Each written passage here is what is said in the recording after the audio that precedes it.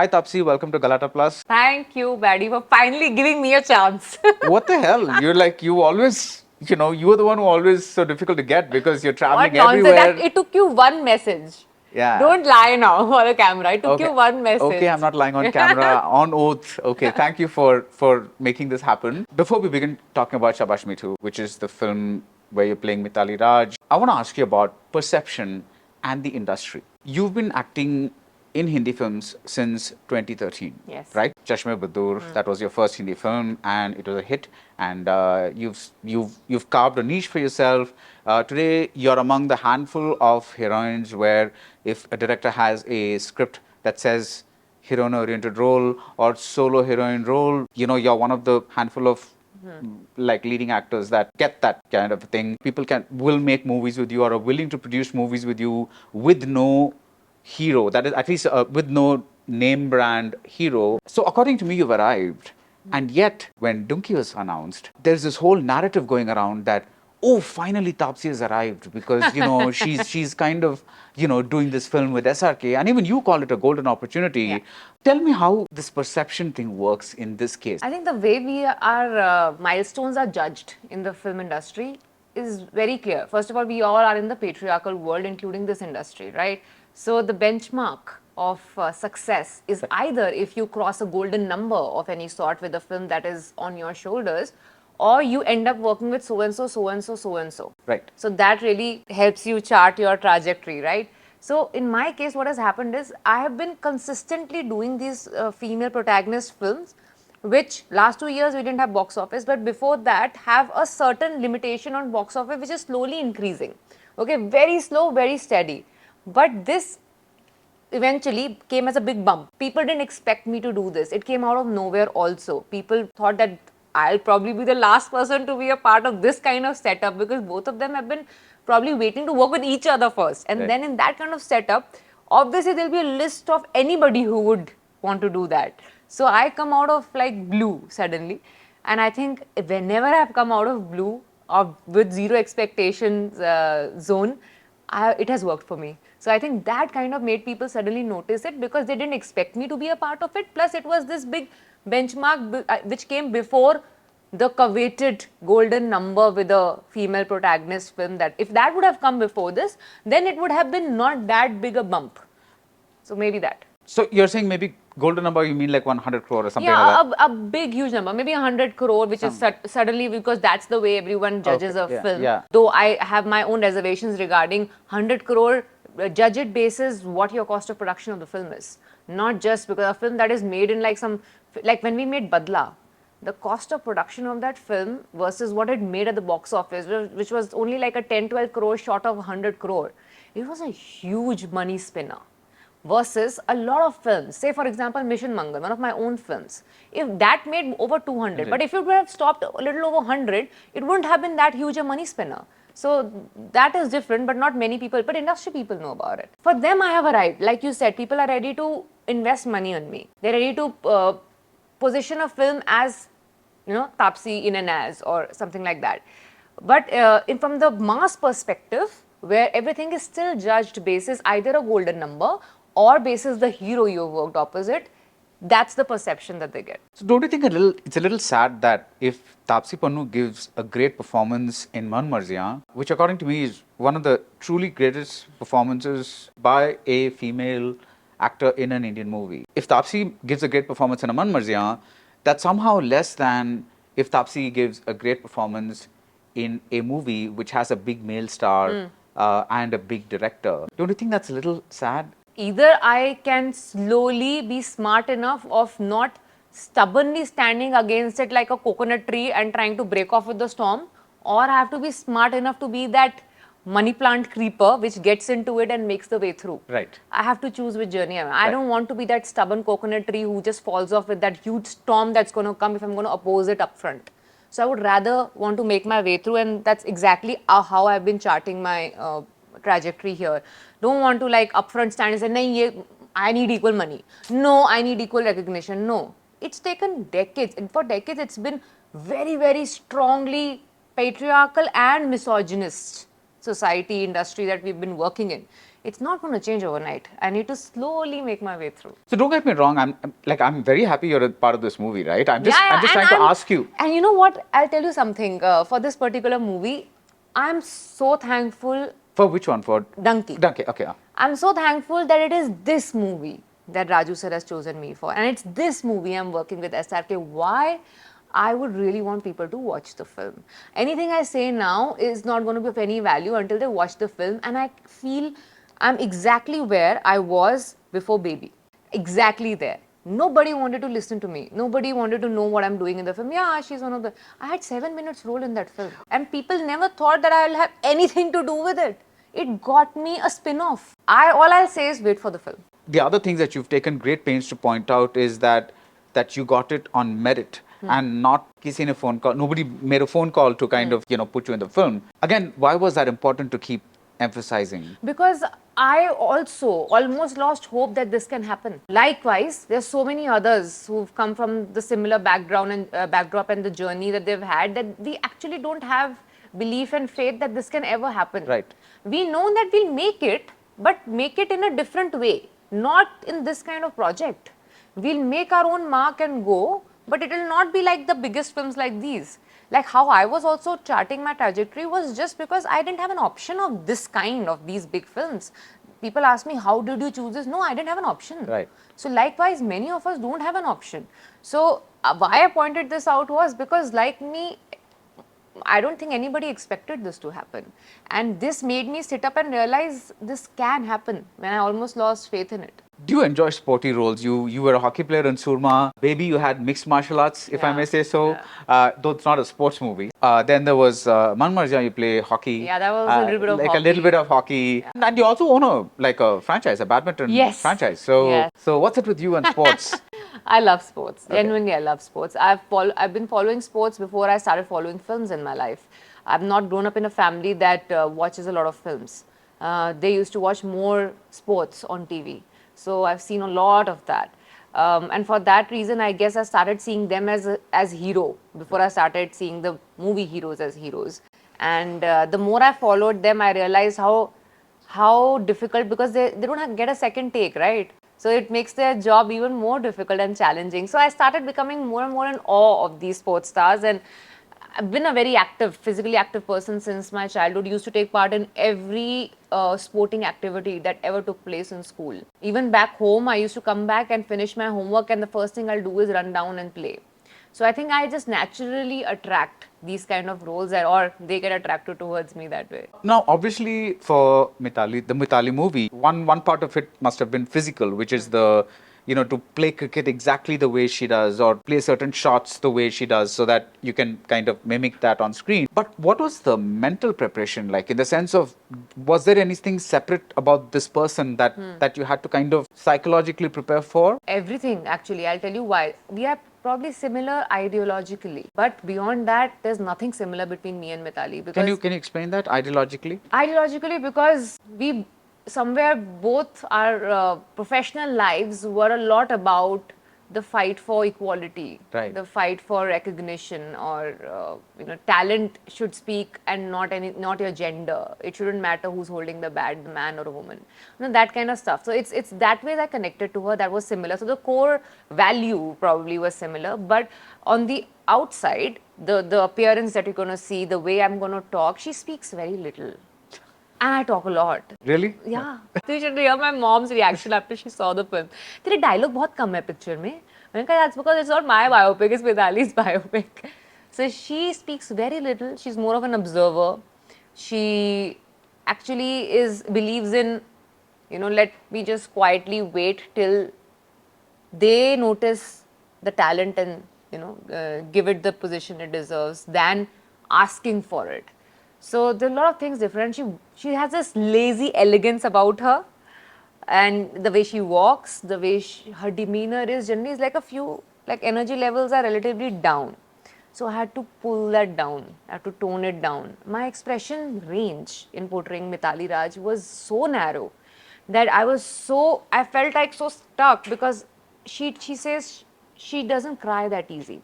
So after a certain initial, childhood days, when she actually came in her own, she's like, thing, it was not very easy to make me cry. So I can't go that extreme, nor is she the one who would expect, fist in the air and adrenaline rush kind of a captain there. No. Her max reaction after making a century or a 50 is, that's. So now how do you show that in 2.5 hours?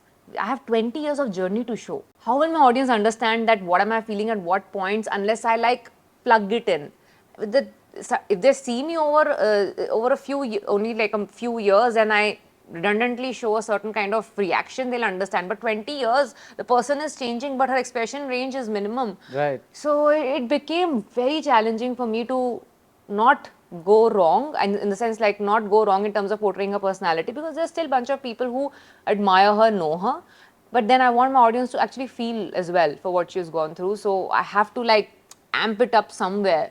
So that was a very like a tough call for all of us, the director, me, everyone. I was just going to ask you that after you said that, because you're playing a narrow range of emotions because the person is like that, but the audience shouldn't think Taapsee is not acting properly because like she's not, because we are used to like saying that big acting is good acting, I like know. yeah, because it's like, oh wow, she's I really know. acting it Like, out. your throw should always be like. So I get very put off by that, by this throw all the time, unless you are that character Right. who talks like that.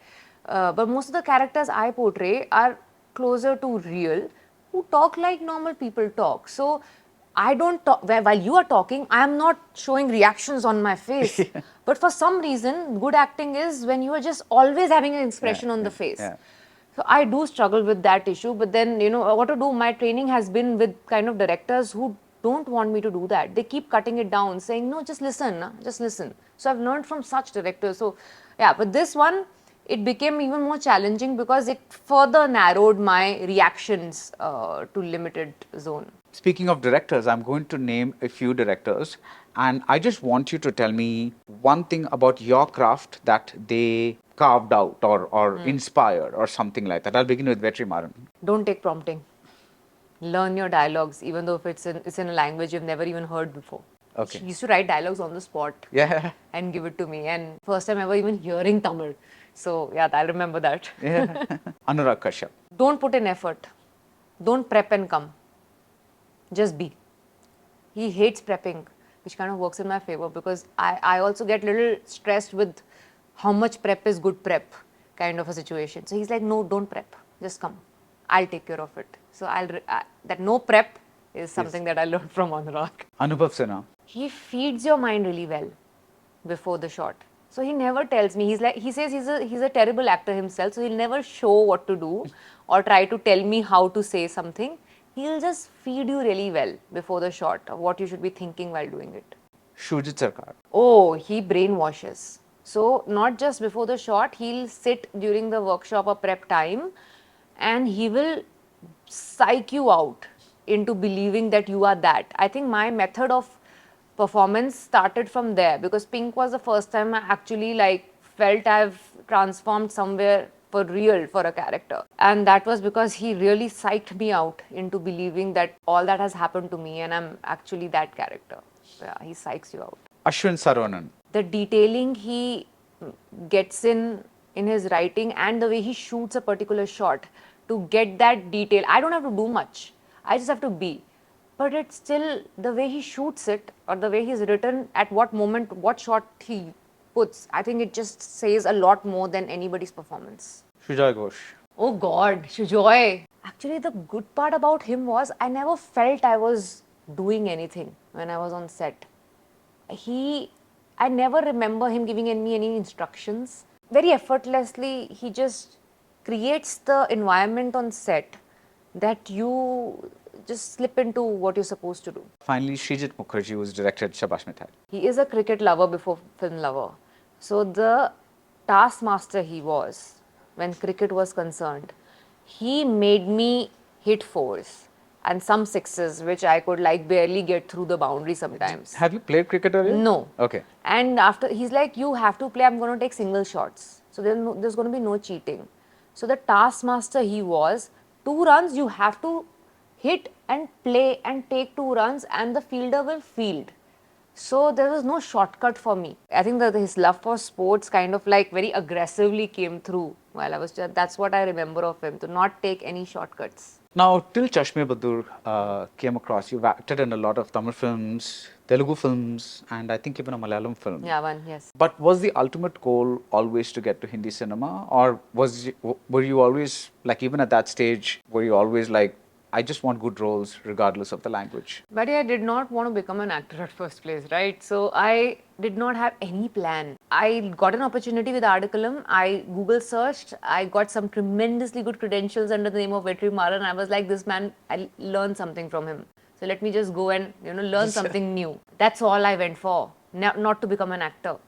And I tried, and because of him and the kind of project it was, I signed films even before that film released. After that film released and the way it got received, I felt like there's something that destiny is trying to tell me, and hence let's just like now do it properly. Let's just do it professionally in a way, like put your heart and mind to becoming an actor now. So when people ask me when did you want to become an actor, it was after the first film released. So then I started putting my heart and mind to understanding this profession. So there was no plan.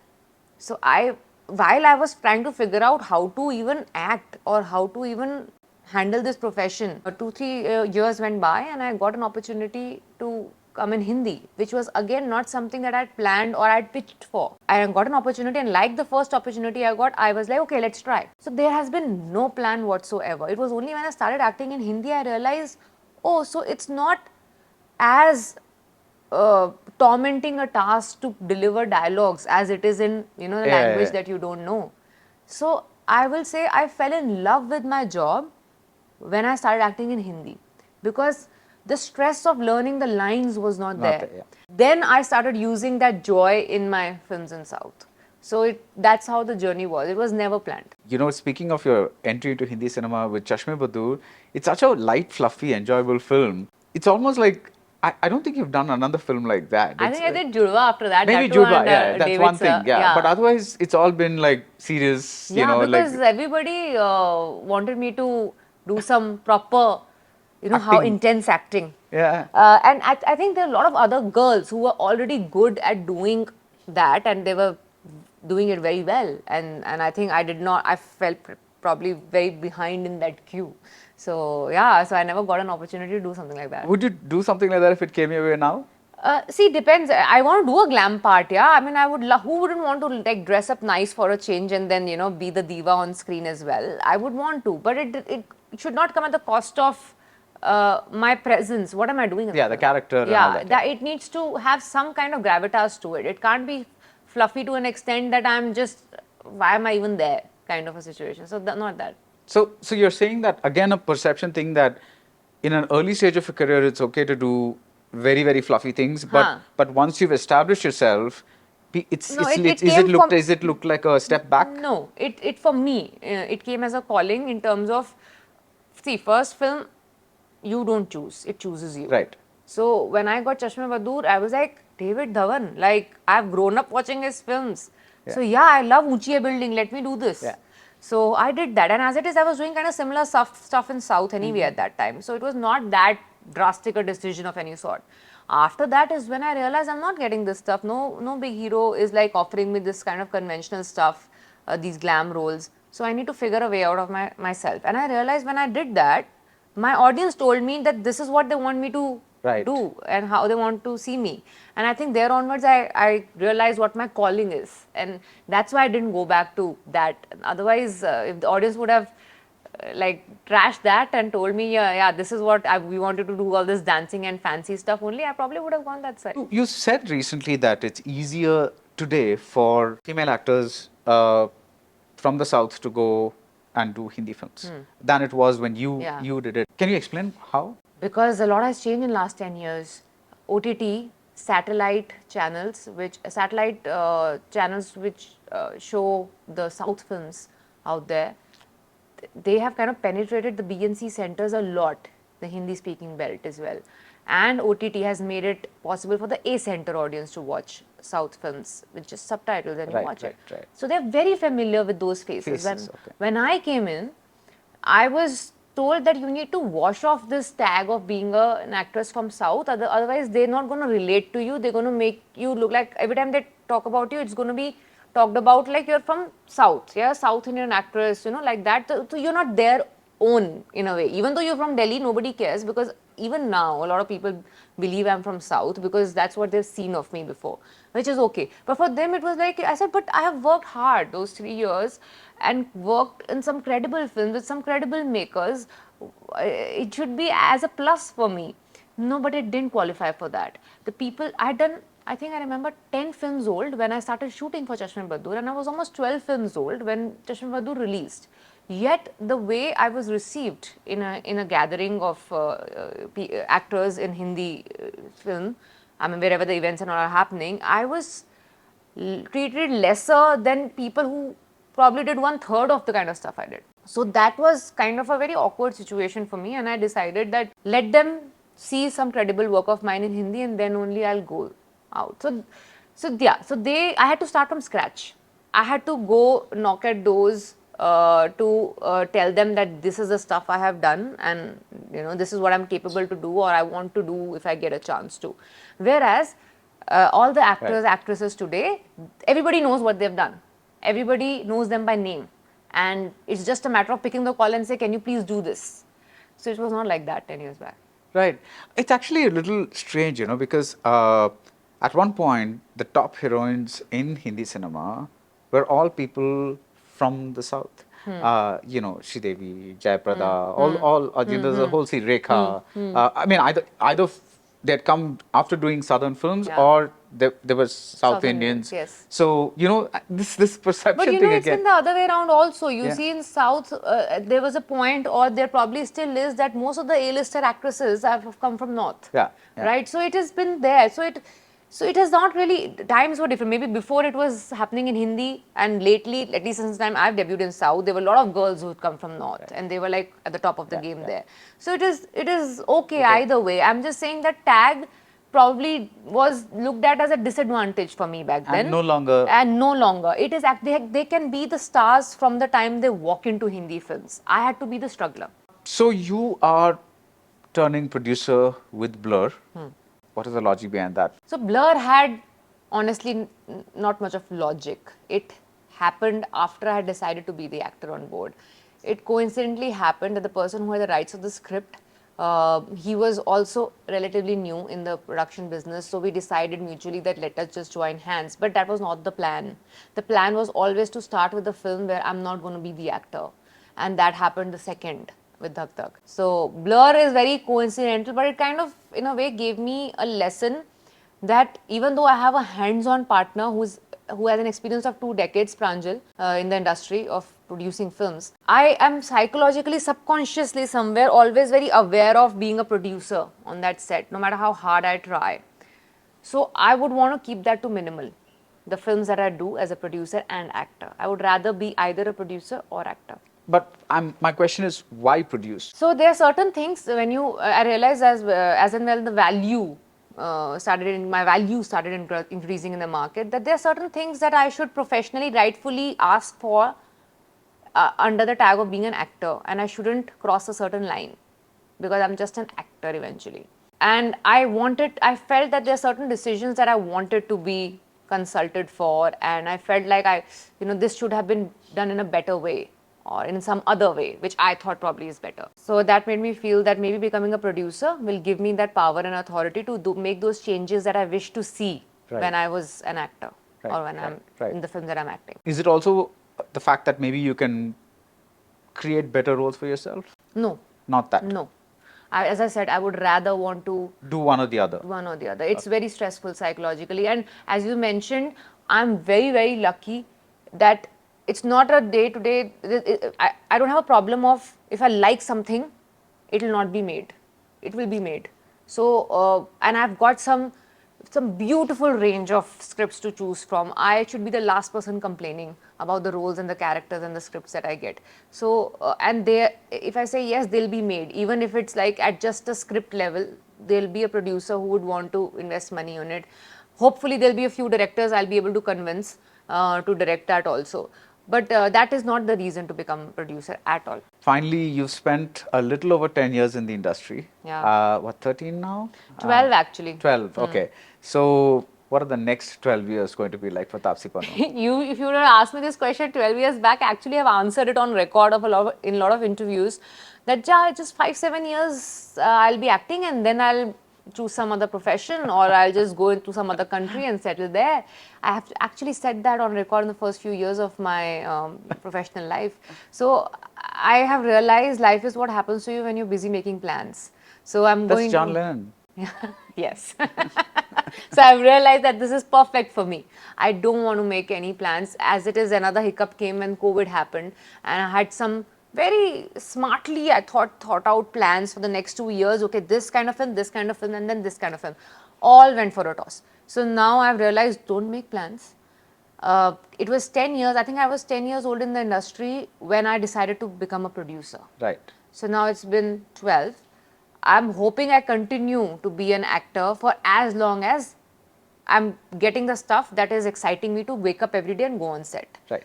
I don't want to see a day where I'm forcing myself to get out of bed and go to work because I've felt that before in the early years. I don't want that feeling to happen again. And yeah, and producing is something that I feel I have a total different mindset when I'm as a producer. It's very, very calculative when I become the producer, which is very different from the demeanor I have when I'm an actor.